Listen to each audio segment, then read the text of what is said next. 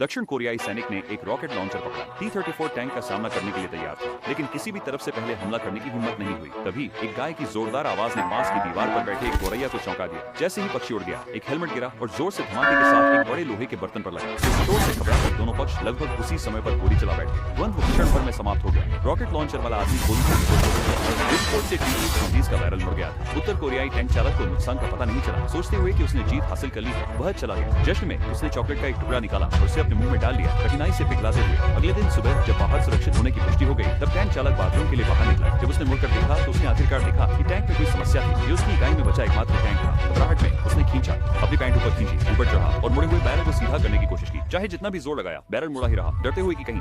दंडित होने के बाद उसने दक्षिण कोरियाई सैनिक को पकड़ने के लिए वापस जाने का निर्णय लिया, लेकिन रास्ते में उसे एक साथी सैनिक मिला जो मदद मांग रहा था। उसे रुककर सहायता करनी पड़ी। उसके आश्चर्य की बात थी कि वह साथी सैनिक वास्तव में एक भेष बदलकर दक्षिण कोरियाई सैनिक था। उत्तर कोरियाई टैंक चालक पकड़ा गया और टैंक उसके अंदर की हर चीज के साथ एक युद्ध की जीत। दक्षिण कोरियाई सैनिक ने चॉकलेट उठाई और उसे खाने ही वाला था। टैंक चालक उसे रोकने की कोशिश की, लेकिन बहुत देर हो चुकी थी। वह बस असहाय होकर देख सकता था जब दुश्मन उसी चॉकलेट का आनंद ले रहा था जिसको वह एक दिन पहले चाट रहा था। फिर दक्षिण कोरियाई सैनिक ने टैंक चालक को टैंक को अपनी बेस पर ले जाने के लिए मजबूर किया। उसी समय एक अमेरिकी फाइटर जेट ऊपर से गुजरा। सैनिक हैच से बाहर निकला और इशारा किया कि वह एक सहयोगी है, लेकिन उस पर